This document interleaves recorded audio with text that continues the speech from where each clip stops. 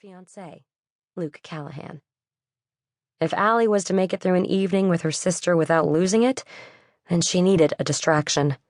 And nothing distracted Bridget quite like a handsome man. Kennedy Sinclair wasn't just Destiny Bay's newest celebrity baker.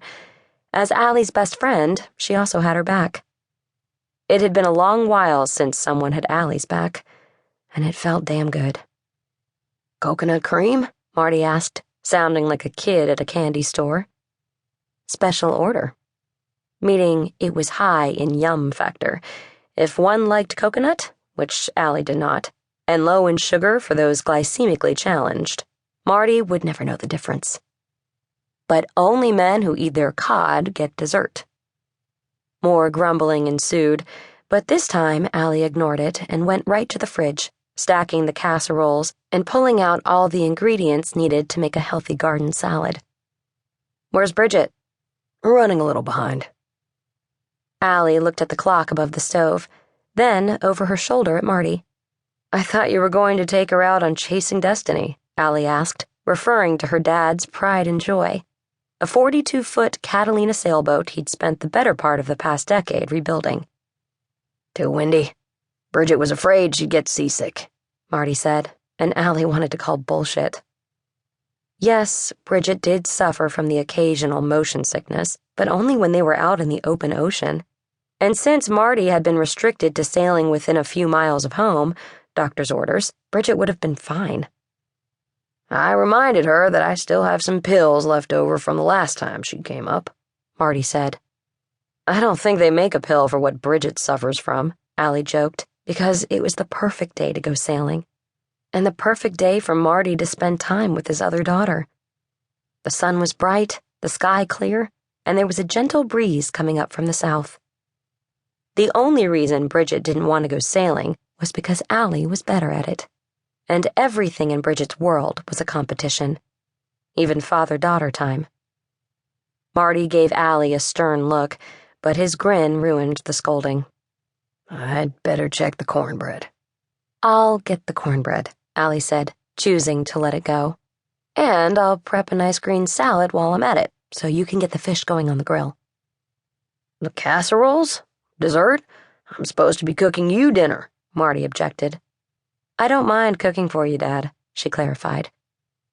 Marty had been taking care of Ali her whole life, always going that extra step to show her that she was loved. After her parents divorced and split everything right down the middle, including the kids, Marty had done everything he could to ensure Ali had a happy childhood.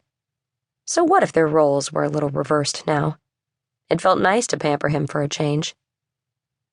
"But it's your big night," he said quietly. "You should be sipping a cold one on the porch and letting me take care of you." Just because they're shooting my work doesn't mean it will make it in the magazine.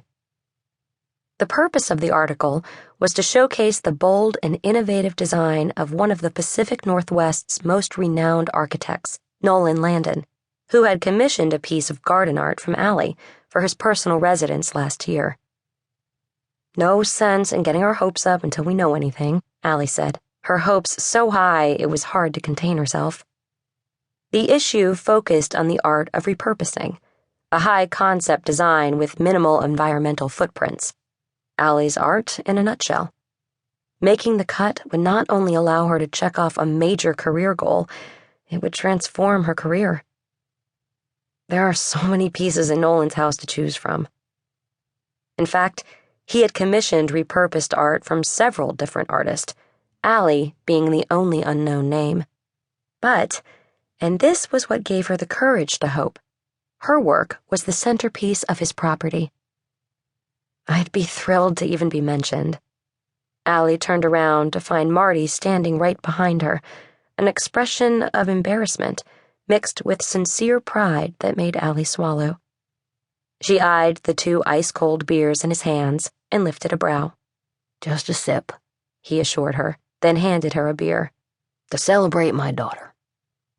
She was too focused on the elegantly set kitchen table to argue. Made from distressed white wood, it had a blue and green table runner to match the nautical theme of the house, with glass tapers filled with sand and seashells. There were even flowers on the table.